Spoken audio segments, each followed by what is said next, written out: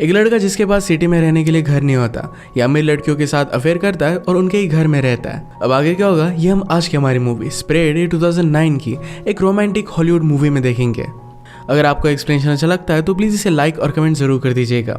अब बिना किसी देरी के एक्सप्लेनेशन स्टार्ट करते हैं। मूवी स्टार्ट होती है और हम हमारे मेन कैरेक्टर निकी से इंट्रोड्यूस होते हैं।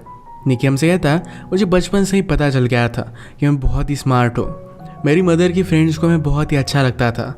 जब वो बड़ा हुआ तो एक फ्रेंड के साथ उसका अफेयर भी हो गया था। उसने हमेशा से इमेजिन किया था कि वो बड़ी सिटी में रहेगा, उसकी बहुत सारी गर्लफ्रेंड होगी, और वो हमसे कहता है कि ये सच भी हुआ है। इस बात में थोड़ा सा ट्विस्ट था। उसके पास खुद की रहने की जगह नहीं थी तो अमीर लड़कियों को ढूंढता रहता था, उन्हीं के साथ वो रहता था। ऐसे ही एक रात उसे हम क्लब में देखते हैं। क्लब की बहुत सारी लड़कियों को ऑलरेडी जानता है क्योंकि उनके साथ उसका अफेयर रह चुका है। उसने एक लड़की को नोटिस किया जिसके पास सारी एक्सपेंसिव चीज़ें थी। हमारी और एक मेन कैरेक्टर है, इसका नाम है समंथा। समंथा को पार्टी से ज़्यादा देख उसके पीछे पीछे चलने लगता है।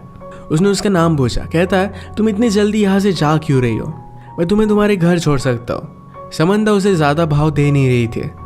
उसने कहा कि तुम बहुत क्यूट हो पर मैं तुम्हें घर पर नहीं लेकर जाऊँगी। निकी पूछता है कि क्या तुम्हारी शादी हो गई है। समंथा ने ना कहा। वो फिर पूछता है कि क्या तुम किसी से प्यार करती हो। वो फिर इसे मना करती है। वो क्लियर करती है कि मैं तुम्हें जानती भी नहीं। ये बात सुनने के बाद निकी उसके पास आ गया। ये दोनों एक दूसरे को किस करते हैं। निकी फिर उसके साथ उसके घर पर आ जाता है। वो हमसे कहता है कि लड़कियों के सामने तुम बहुत ही स्टूपिड सी चीज़ें करो तो उन्हें सेफ लगेगा। उसके पास लड़कियों को हैंडल करने के इस तरीके के बहुत सारे रूल्स थे। इसमें वो सक्सेस होता है और आज रात दोनों इंटीमेट हो गए। सुबह होने पर समंथा निकी को उठाने की कोशिश करती है पर निकी उठता नहीं। ये भी उसकी एक ट्रिक थी ताकि वो यहाँ पर रह सके। उसने सिर्फ उसे थोड़ी सी स्माइल दी। समंथा अपना कार्ड छोड़कर गई थी तो उसने उसके लिए फूल मंगवाए। उसे उतना अच्छा कुकिंग करना आता नहीं पर फिर भी समंथा के लिए वो कुक करता है क्योंकि उसे पता है कि लड़कियों को एफर्ट करने वाले लड़के बहुत अच्छे लगते हैं। समंथा के रात पर घर पर आने पर उसे बहुत ही स्पेशल फील कराता है। वो उसे पूछती है क्या तुम कुछ काम भी करते हो।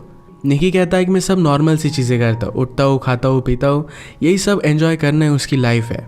उसे ज़्यादा कुछ बोलने नहीं देता और ये दोनों फिर से इंटीमेट हो जाते हैं। एक दूसरे के साथ एंजॉय करना यही इनकी लाइफस्टाइल बन चुकी थी। समंथा निकी की लाइफस्टाइल मेंटेन करती है। ये दोनों एक दूसरे के साथ बहुत एंजॉय कर रहे थे। थोड़े दिनों में निकी बोर होने लग गया। समंथा कब घर से बाहर जाए इसका वेट करता था।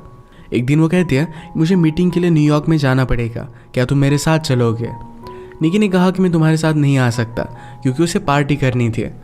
उसे ड्रॉप करता है और तुरंत पार्टी की प्लानिंग उसने स्टार्ट कर दी। निकी का एक बहुत ही अच्छा फ्रेंड है जिसका नाम है हैरी। जब निकी के पास रहने के लिए कोई भी जगह नहीं होती तो हैरी के पास ही आ जाता है। निकी हैरी को भी समझा रहा था कि किस तरीके से लड़कियों को हैंडल करना चाहिए। यह पार्टी में निकी की एक्स गर्लफ्रेंड आ जाती है। वो वहाँ पर तमाशा खड़ा करने लग गई। निकी हैरी से कहता है कि जल्दी से इसे घर पर लेकर जाओ वरना मेरी सच्चाई सबको पता चल जाएगी। पार्टी की सब लड़कियों को बता रहा था कि वो बहुत ही बड़ा मिलीनियर है। एक लड़की ने उसे अप्रोच किया और हाउस की टूर के लिए पूछा। टूर देते हुए फाइनली वो बेडरूम तक आ जाता है और दोनों फिर इंटीमेट हो गए। रात में फिर से हैरी और निकी दोनों हैंग आउट कर रहे थे। हैरी कहता है कि तुम्हारी एक्स गर्लफ्रेंड पूछ रही थी कि क्या उसके जाने पर भी तुमने ऐसी ही पार्टी की थी। निकी ने कहा कि क्या तुमने उसे सच बताया। हैरी कहता है कि मेरे पास चॉइस भी नहीं थी। ये सब करते हुए निकी को थोड़ा सा भी बुरा नहीं लगता। वो लड़कियों के फीलिंग्स के बारे में ज़्यादा सोचता नहीं। पार्टी की सब चीज़ें मेड को क्लीन करनी पड़ी और इसी वजह से समंथा को सब कुछ पता चल जाता है। उसने कॉल कर निकी को बताया कि किस दिन वो वापस आने वाली है। निकी आज बहुत सारी लड़कियों को कॉल कर रहा था तो हमसे कहता है कि अगर मैं किसी भी लड़की को कॉल ना करूँ तो मेरा गेम खराब हो जाएगा। उसे हमेशा प्रैक्टिस करनी पड़ती है। ऐसे ही अपने एक पुरानी फ्रेंड को घर पर बुला लेता है। फ्रेंड पूछती है कि तुम अब किसको फंसा रहे हो। ये दोनों एक दूसरे को बहुत टाइम से जानते थे। वो निकी को पूरी तरह पहचानती थी। उसने कहा कि तुम अगर ऐसे ही करते रहे तो 10 साल में तुम्हारा हाल बहुत ही बुरा होगा। ये सब करने से तुम्हें कोई भी खुशी नहीं मिलती। हम दोनों के बीच में जो भी था ये बहुत ही अच्छा था। उसे निकी के लिए फीलिंग्स थे। उससे कमिटमेंट चाहती थी पर निकी इस बात को थोड़ा सा भी सीरियसली लेता नहीं। ये दोनों फिर इंटीमेट हो गए। वो उससे पूछती है कि क्या हम हमारी रिलेशनशिप को और एक चांस दे सकते हैं। निकी उसे कोई भी जवाब नहीं देता। उस लड़की ने आज रियलाइज़ किया था कि निकी एक्चुअल में उसके लिए कोई भी केयर नहीं करता। समंथा निकी को रंगे हाथ पकड़ने के लिए एक दिन जल्दी आ जाती है। निकी किसी और लड़की के साथ था और उसे इसके लिए वो सॉरी कहता है। उस पर बहुत गुस्सा हो गई थी। निकी कहता है कि मैंने तुम पर चीट नहीं किया है। हम दोनों के बीच में जो भी है हमने इसे कोई भी लेबल नहीं दिया है। इन्हें पता था कि एक दूसरे से प्यार नहीं करते। झगड़े में डिसाइड करते हैं कि फ्रेंड्स विद बेनिफिट्स रहेंगे। फिर से दोनों अपना अफेयर कंटिन्यू करते हैं। एक दिन एक कैफ़े में निकी को एक लड़की पसंद आई जिसका नाम था हैदर। उससे वो बात करने की कोशिश करता है पर हैदर उसके हाथ में नहीं आती। उसने उसे अलग अलग डेट्स के लिए पूछा पर हर बार उसे मना कर देती है। निकी ने जाते जाते अपना नंबर बिल पर लिखा। कुछ भी पे ना किए हुए वैसे वो चला जाता है। कैफ़े में एक डिलीवरी मैन था जो निकी का पता जानता था। तो अगली सीन में हैदर डायरेक्टली उसका पता निकाल कर घर पर आ जाती है। उसने कहा कि तुम अपने आप को समझते क्या हो, मेरे पैसे वापस करो। गुस्से में पैसे लेकर वो चली जाती है। नेक्स्ट सीन में समंथा ने निकी के पास आने की कोशिश की पर उसे ज़्यादा रिस्पॉन्स नहीं देता। अगले दिन निकी अपने फ्रेंड को हैदर के कैफ़े में लेकर आया ताकि उसे हेल्प कर सके। निकी ऐसा दिखाने की कोशिश कर रहा था कि वो बहुत इंपॉर्टेंट है। उसे बहुत सारे मीटिंग से कॉल आते हैं। उसका फेक कॉल भी बजने लग जाता है। बाहर रॉन्ग पार्किंग में उसे पार्किंग टिकट मिल रहा था। उसके पास ज़्यादा पैसे नहीं थे तो लेडी ऑफिसर से वो फ्लर्ट करने लगता है। हैदर ये देखकर बहुत हंसी। समंथा नोटिस करती कि निकी का उस पर ज़्यादा ध्यान नहीं है। अगले दिन निकी अपने फ्रेंड हैरी के साथ था। हैरी का रूम स्मेल करता है तो इस बात का निकी ने मजाक उड़ाया। इस बात पर वो गुस्सा होकर निकी को बाहर निकाल देता है। एक दिन हैदर ही निकी को कॉल कर दिया। आज रात उसके साथ डेट पर जाना चाहती थी। वो डेट पर ज़रा लेट आए। जब ये दोनों बात कर रहे थे तो अचानक से उसे किसी का कॉल आ जाता है। कॉल पर उसने अदर पर्सन को मंकी कहा। इस कॉल के तुरंत बाद वो यहाँ से जाने लग गए। निकी उस पर गुस्सा हो गया पर वो डायरेक्टली चली जाती है। एक दिन समंथा निकी से पूछती कि क्या तुम्हारा किसी के साथ अफेयर चल रहा है। वो इसके लिए उसे मना करता है। समंथा ने कहा कि मुझे हॉस्पिटल छोड़ दो। वो हॉस्पिटल क्यों जा रही थी ये उसे नहीं बताती है। आज़ाद हैदर ने फिर से निकी को कॉल किया। उसे पूछती है कि क्या तुम अकेले हो। इसके तुरंत बाद वो डायरेक्टली उसके स्विमिंग पूल में थी। निकी ने कहा कि तुमने उस दिन बहुत ही अजीब किया था और ये मंकी कौन है। हैदर ने कहा कि मैं मेरे छोटे ब्रदर को मंकी बुलाती हूँ। वो एबनॉर्मल है तो उसी की केयर लेने के लिए मैं गई हुई थी। ये बात कहकर हैदर रोने लग गए। निकी को उसके लिए बुरा लगता है। इसके बाद ये दोनों इंटीमेट हो जाते हैं। एक दूसरे के बारे में बहुत सारी चीज़ें जान लेते हैं।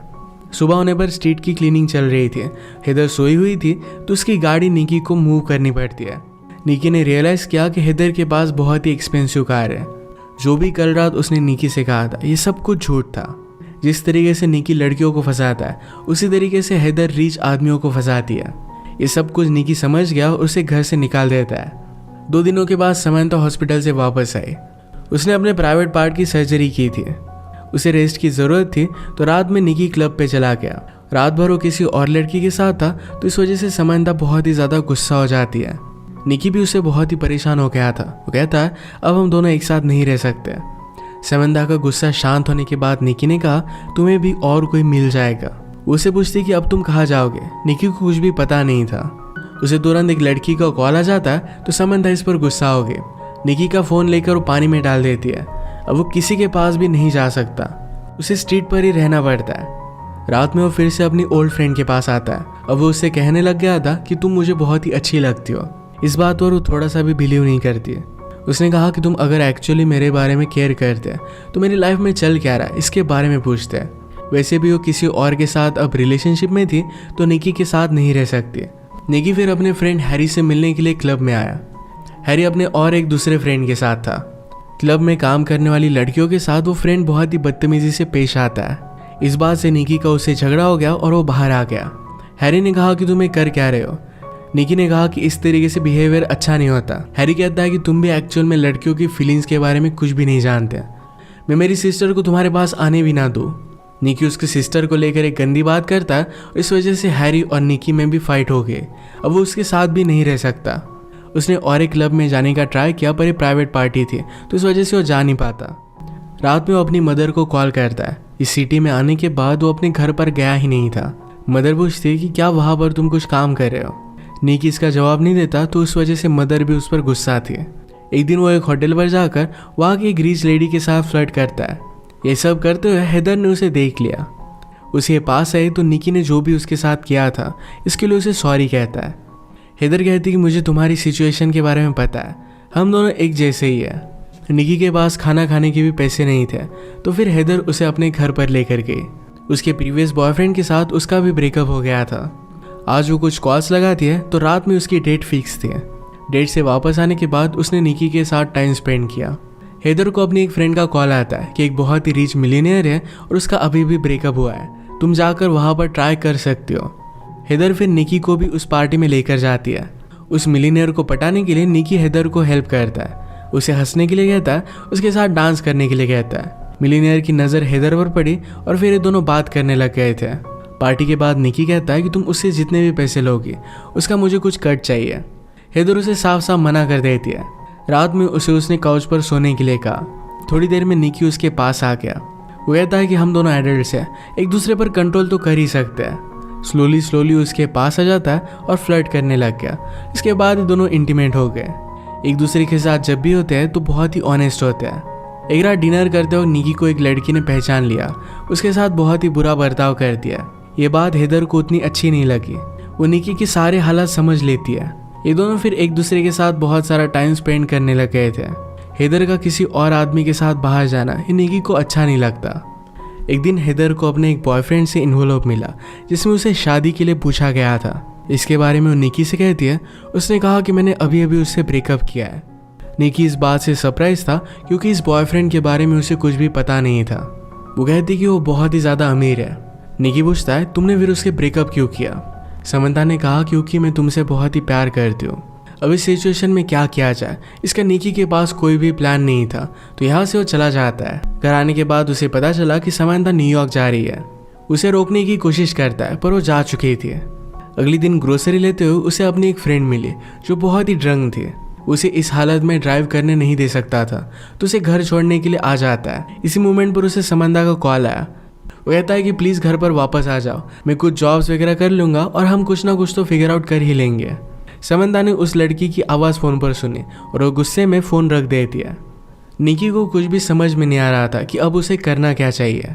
उसने हेदर की रूममेट से बात की। उसे एडवाइस करती है कि अब तुम्हें कमिटमेंट दिखानी चाहिए, तुम उसके लिए रिंग वगैरह लेकर जाओ, शादी के लिए उसे प्रपोज करो। निकी को भी आइडिया बहुत ही अच्छा लगता है। वो अपने फ्रेंड हैरी की मदद लेकर एक रिंग बाय करता है। न्यूयॉर्क पहुंचने पर वो देखता है कि हेदर अब एक बहुत ही बड़े हाउस में रह रही थी। उसने उसे समझाया कि ये जो सब चीज़ें तुम कर रही हो इसमें से कोई भी रियल नहीं है, तुम उसके साथ कुछ रह नहीं पाओगी।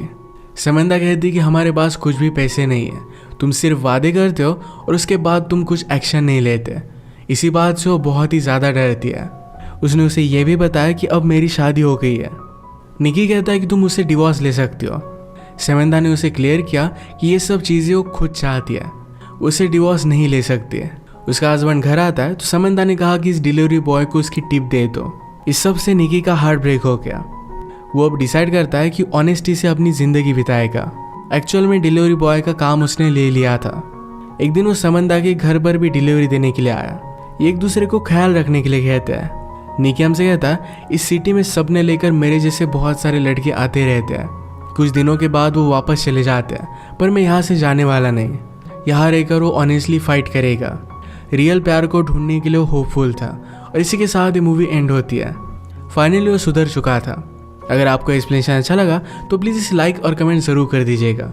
बहुत सारी मूवीज़ लेकर आते रहता हूँ, तो प्लीज़ चैनल को सब्सक्राइब कर दीजिए और बेल नोटिफिकेशन आइकन दबाना मत भूलिएगा। हम फिर से मिलेंगे और एक नए मूवी के साथ। तब तक के लिए थैंक यू और आप अपने आप का ख्याल रखिए।